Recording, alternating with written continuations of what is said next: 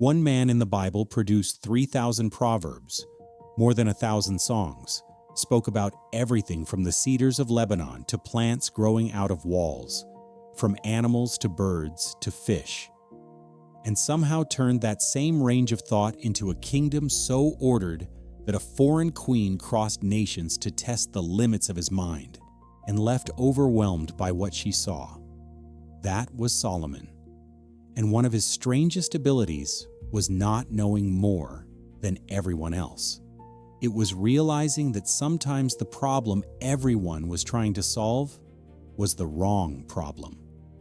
Then Joseph takes this somewhere else. Two bizarre dreams about cows and grain. And once God reveals what they mean, Joseph sees a 14-year national crisis taking shape. Not just 7 good years and 7 bad ones. A collection rate, a storage system. A way to make people prepare for a famine years before it arrived.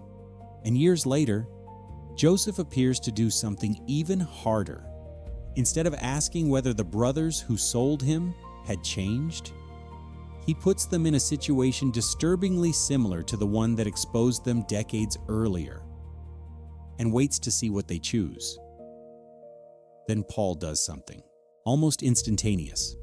He walks into a council that looks like one hostile room. Then he notices that the room is not really one room. One sentence later, the council erupts against itself. And then Daniel reaches the point where the entire idea of genius starts to break. Because the king does not ask Daniel to interpret a dream. He asks Daniel to tell him the dream he never revealed. No evidence, no witness, no information to analyze. Babylon's greatest trained minds say no human being on earth can do it. Daniel does. And then Daniel himself refuses to let us call what happened superior intelligence. So maybe the strangest thing about these minds is not that they knew more. It is that again and again, they seem to see a completely different problem from the one everyone else thought was in front of them. And the deeper we go, the harder that becomes to explain, because eventually we reach a point where even the most extraordinary human mind is no longer enough. Start with Solomon. Forget the title wisest man for a moment. 1 Kings itself says God gave Solomon wisdom, very great understanding, and extraordinary breadth of mind. So the question here is not where that wisdom came from. The question is what that gift looked like when it operated. Look at what 1 Kings actually gives us: language, music, plants, animals, government, judgment, architecture, logistics. People crossed borders to hear him because the breadth itself was unusual. But breadth is only impressive if those fields are more than a list. So ask a harder question. Was there anything his mind kept doing across completely different kinds of problems? The Queen of Sheba gives us one clue. She comes with hard questions. Solomon answers them. But the text does not end the test there. She sees the house, the food, the seating of officials, the servants, the cupbearers, the order of the court. And that is when the description becomes almost physical. There was no more spirit in her. She came to test what Solomon could say. Then she saw what his thinking looked like when it had been converted into an environment. A mind had become an arrangement. Now shrink the scale from a kingdom to a courtroom. 2 women, 1 living child, 2 opposite claims, no independent witness, no outsider in the house, no physical evidence from the night. If you are Solomon, what information can you ask for that you do not already have? Ask each woman to repeat the story? Both already know the same facts. Look for a contradiction? Maybe. But if neither makes one, the case does not move. Solomon does not keep digging inside a problem with no new information. He changes what is being measured. Bring me a sword. Most people remember the threat. The mental move happens just before it. Solomon stops testing testimony. He tests the relationship to the outcome. Both. Women can say the child is mine. Only one of them has something that becomes impossible to imitate when the cost changes. The true mother would rather lose possession than watch the child die. So Solomon forces possession and protection into conflict. And the moment he does, the hidden difference between the women becomes visible. The mother says, in effect, "Give her the child. Do not kill him." The other woman accepts the division. Solomon never recovered evidence from the night. He created evidence in the present. That distinction is easy to miss because we know the ending. But imagine not knowing it. You are trying to solve a factual question: who is the mother? Solomon realizes the available facts cannot answer it.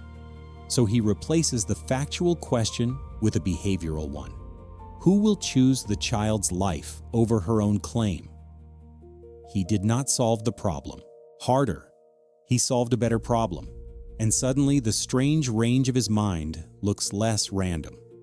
A proverb takes messy human experience and compresses a pattern into a sentence. A supply system takes recurring needs and turns them into ordered cycles. A judgment takes an invisible motive and creates a situation where it becomes observable. Different fields, same deeper operation. Find the structure, then make the structure usable. That same operation appears again in his Proverbs and administration. A proverb strips away the accidental details of a situation and preserves the pattern that repeats. 12 regions, 12 months, one recurring need. Administration does something similar with logistics. Different problems, same instinct. Observe, compress, rebuild. Solomon's breath was not simply a warehouse of facts. The text keeps placing him where complexity has to become order, which raises the next difficulty. What happens when the structure you need is not sitting in front of you at all? But Solomon still has an advantage. The information he needs exists somewhere in front of him. The women are present. Their motives exist. The court exists. The kingdom exists. Joseph moves one step farther away from visible information. He has to build around a reality that has not happened yet. Pharaoh gives him 2 dreams. 7 healthy cows swallowed by 7 thin cows. 7 full ears of grain swallowed by 7 thin ears. The interpretation itself is not Joseph's invention. Joseph has already told Pharaoh that the answer belongs to God, and that God is showing Pharaoh what he is about to do. 7 years of abundance. 7 years of famine. But once that meaning is revealed, Joseph does something Pharaoh never asked him to do. He turns revelation into a national operating plan. What must an entire country do now because of what this means? The revealed timeline creates a risk window. The risk window creates a collection rate. The collection rate requires administrators. The administrators require storage across the cities. And all of it has to begin while the country is experiencing the exact opposite of the crisis. You are in year 1 of abundance. Fields are producing. Food is everywhere. Nothing about the present feels like famine. Now imagine telling a nation that 1/5 of the produce must be collected because years from now, the world they are living in will disappear. The system has to make the future govern the present before the present gives anyone emotional evidence that the future is real. Joseph is not simply predicting scarcity. He is forcing an invisible future to become operational now. That is why the movement from dream to policy is so impressive. Image becomes time. Time becomes risk. Risk becomes percentage. Percentage becomes infrastructure. Infrastructure becomes survival. And Pharaoh notices that the interpretation and the plan belong together. He does not simply thank Joseph for explaining the dream. He asks, "Can we find such a one as this is? A man in whom the Spirit of God is?" Then he tells Joseph that because God has shown him all this, there is none so discerning and wise as he is, and he puts Joseph over Egypt. That distinction is important. God reveals what Pharaoh's dreams mean. Joseph is still called discerning and wise for what he does with what has been revealed. Joseph has turned meaning into architecture. And the revealed meaning contains more than chronology. Joseph explains that the repetition itself carries information. Pharaoh has not received two unrelated warnings. Joseph says the dream is doubled because the matter is established by God, and because God will bring it to pass soon. That changes the decision. A vague possibility can be watched. A fixed event demands preparation. So Joseph is reading not only the symbols, but the way the information is delivered. Content tells him what. Repetition tells him how certain and how urgent. Then he converts certainty into action before urgency becomes visible to everyone else. That is why the 1/5 collection is not a decorative detail.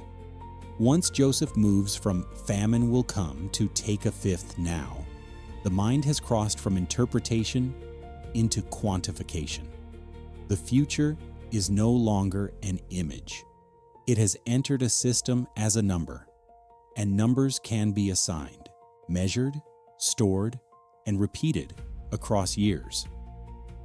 Joseph turns revelation into something administrators can execute without needing to share Joseph's ability to interpret dreams. That is a remarkable transfer of intelligence. The system can keep thinking the thought after Joseph has finished speaking. That is a rare kind of intelligence, not merely solving the crisis in your own head, but building a mechanism that can carry the solution across thousands of people, multiple cities, and years into the future. Then Genesis gives us a second Joseph problem that is harder in a completely different way. This time, the invisible thing is not the future. It is character. His brothers stand in front of him years after selling him into slavery. They do not recognize him. He recognizes them. How do you prove a person has changed? Ask them. A guilty man can say he regrets the past. A frightened man can say whatever keeps him safe. Joseph needs more than testimony, and Genesis gives us a sequence so carefully shaped that even without claiming we know every private intention in Joseph's mind, the pattern deserves attention. Benjamin is brought to Egypt. Benjamin is Rachel's other son. At the meal, Benjamin receives 5 times the portion of the others. He is visibly marked out. Then Joseph's silver cup is placed in Benjamin's sack. The brothers leave. They are stopped. The cup is found. And eventually, a path opens for everyone except Benjamin. Benjamin can remain as a slave. The others can go home. Stop there.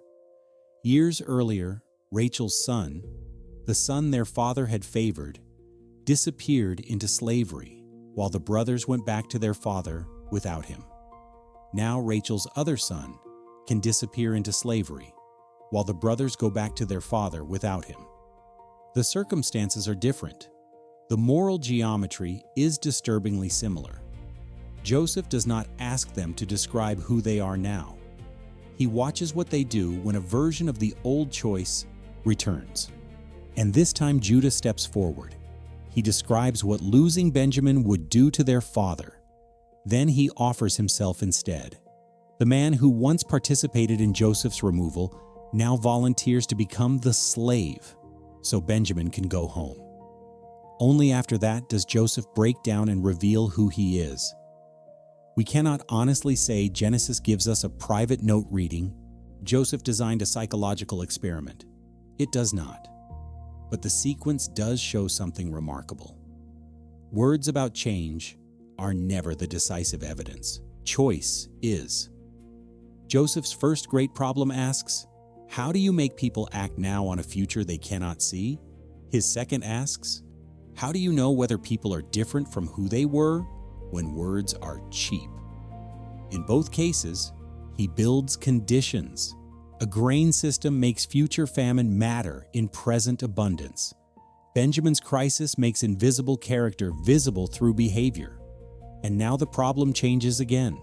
Solomon had to redesign a problem. Joseph had to build around the unseen. Hushai faces something neither of them faced. He knows how dangerous Ahithophel's plan is. His job is to make Absalom reject it. That is the problem. David is fleeing. Absalom has taken Jerusalem. Ahithophel, whose counsel carried extraordinary authority, gives Absalom a brutally efficient strategy. Move now. Take 12,000 men. Hit David while he is tired and vulnerable. Create panic. Kill only David. End the crisis before David can reorganize. The elders approve. And the narrator later calls Ahithophel's counsel good. Hushai does not need to prove Ahithophel's counsel foolish. The narrator explicitly calls it good. He is trying to stop a dangerous plan without being able to say why he wants it stopped. What would you attack? The timing? That is exactly what makes Ahithophel's plan dangerous. The target? Removing David is exactly the point. The size of the force? 12,000 is enough because speed matters more than spectacle. Hushai cannot win by pretending the strengths are weaknesses. So he changes the decision. First, he changes the picture of David. Not tired, dangerous, experienced, like a bear robbed of her cubs. A man who may not even be where Ahithophel expects. Then Hushai changes the scale of the alternative. Not 12,000, all Israel, from Dan to Beersheba, numbers like sand by the sea. And then he inserts one detail that changes the emotional center of the plan. Absalom should go to battle in person. Compare the two speeches. Ahithophel says, "Let me choose the men. I will arise. I will pursue. I will strike the king." His plan is efficient, partly because Ahithophel becomes the instrument. Hushai paints a different movie. All Israel gathers. The victory is overwhelming. Absalom is there. Absalom leads it. If David hides in a city, Hushai imagines the whole nation dragging the city away with ropes.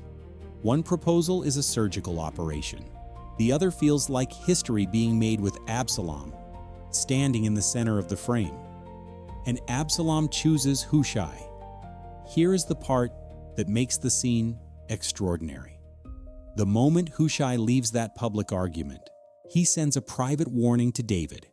Cross the Jordan quickly. Do not stay there tonight. Why? Because Ahithophel's plan can destroy you. Publicly, Hushai argues against the plan. Privately, he treats it as deadly. The biblical narrator also tells us the Lord had determined to defeat Ahithophel's good counsel. That is the theological frame of the outcome. But inside that frame, the narrative still lets us watch the human mechanism Hushai uses. Ahithophel designs a brutally efficient attack. Hushai designs the proposal Absalom wants to choose. The real battlefield is not only the terrain, it is the chooser. And Hushai's wording matters because persuasion is not only about what facts you include, it is about what picture those facts create. Ahithophel's plan is compressed. 12,000 men. Tonight. One target. One strike. Hushai does the opposite. He expands all Israel. From Dan to Beersheba. Numbers like sand. David imagined as a dangerous animal. A city dragged away until nothing remains. This is not efficient language. It is immersive language. Ahithophel gives Absalom a plan to approve.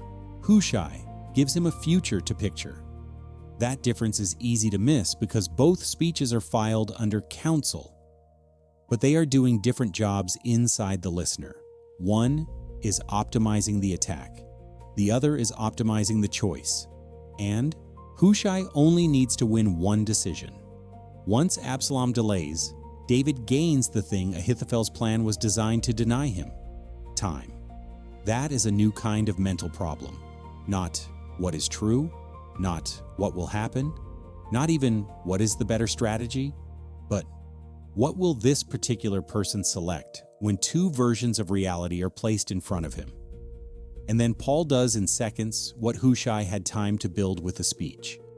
Paul is standing before the Sanhedrin. Imagine looking at that. Council as one wall of enemies. Paul does not.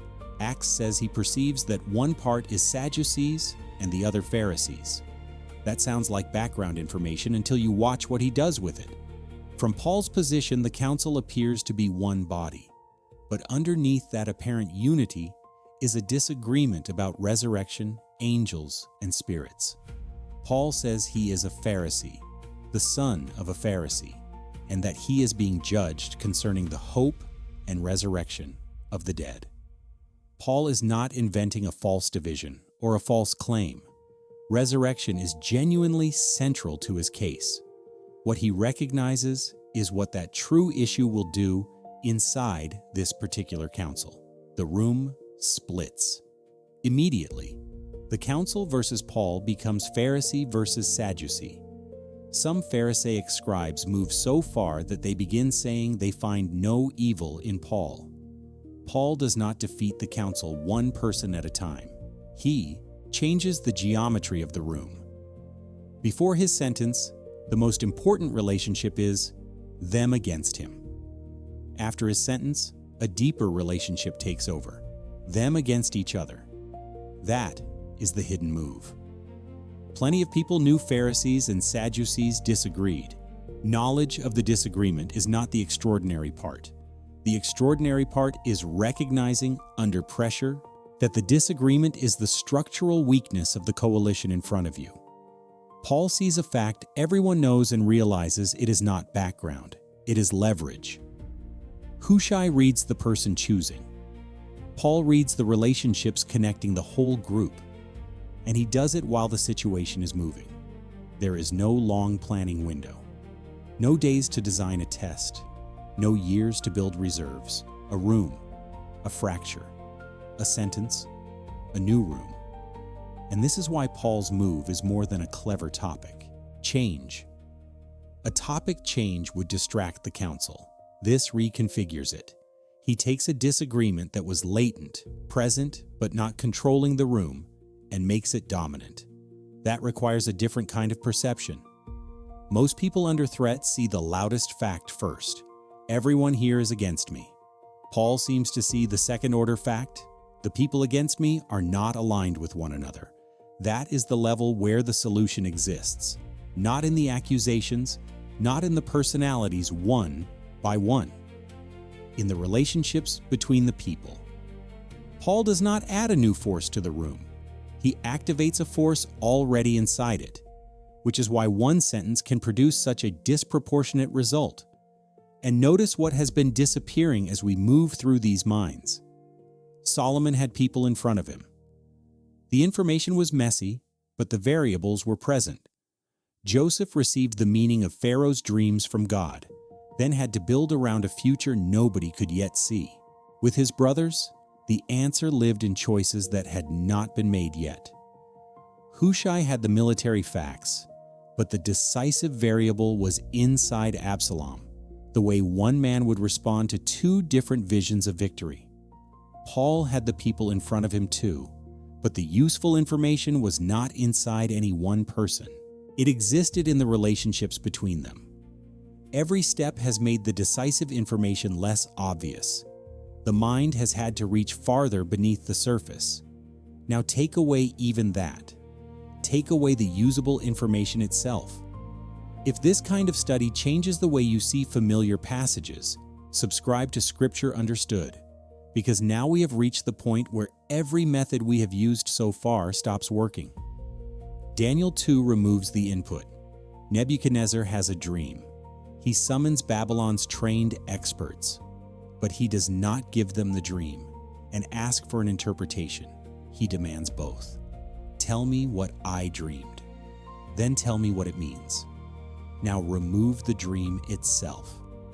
What can intelligence analyze when the information never enters the room? That is why the experts' protest matters. They do not merely say the king's request is difficult. They say there is not a man on earth who can do it. No king, they argue, has asked such a thing. The request crosses a category boundary. An interpretation problem has data. This one does not. Solomon could create a behavioral test because the women and the child were present. Joseph could build a future system because the dream gave him a revealed timeline. Hushai could model Absalom because he knew the man he was, persuading. Paul could split the council because the factions and their beliefs were visible. Daniel cannot interrogate Nebuchadnezzar until the missing images accidentally fall out. He cannot infer private dream content from public evidence. The information is closed inside another person's experience. That makes Daniel's behavior before the answer almost as important as the answer. A death decree goes out against Babylon's wise men. Daniel does not bluff. He speaks with wisdom and tact. He asks why the decree is so urgent. He asks for time. Then he goes to Hananiah, Mishael, and Azariah and asks them to seek mercy from God concerning the mystery. During the night, the mystery is revealed to Daniel. Then he stands before Nebuchadnezzar. This is the moment when Daniel could present himself as the greatest mind in Babylon. The king asks whether he can make known the dream and its interpretation. Daniel says the wise men, enchanters, magicians, and diviners cannot show the king the mystery. Then, but there is a God in heaven that revealeth secrets. And Daniel goes farther. He says the mystery was not revealed to him because he had more wisdom than anyone else alive. That line is devastating to the shallow version of this entire video because Daniel is clearly intelligent. The book says so. The chapter shows composure, judgment, timing, restraint, and the ability to communicate under lethal pressure.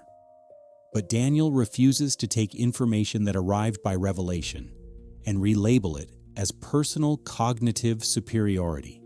He knows where his mind operated and where it did not. There is a subtle discipline in Daniel's answer that is easy to miss. He does not confuse two questions.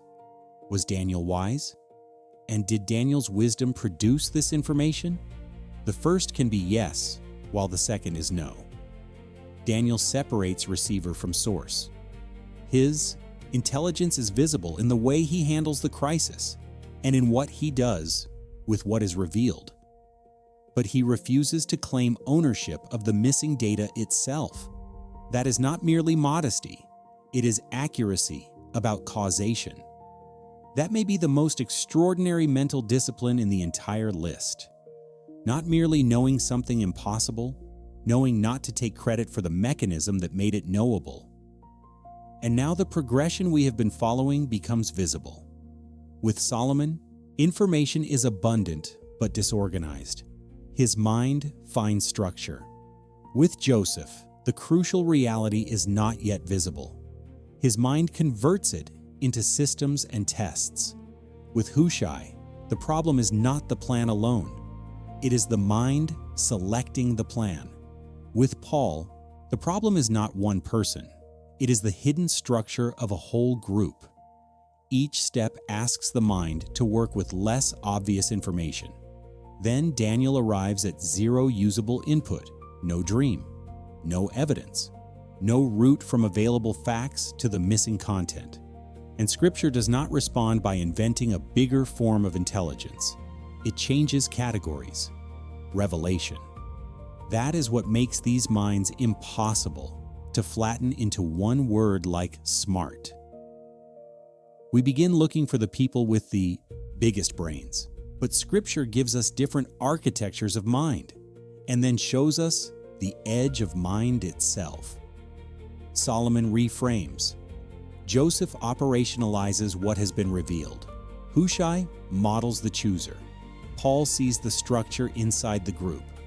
Daniel shows us the point where inference ends, and when there is truly nothing to infer from, the Bible is careful enough not to call revelation genius.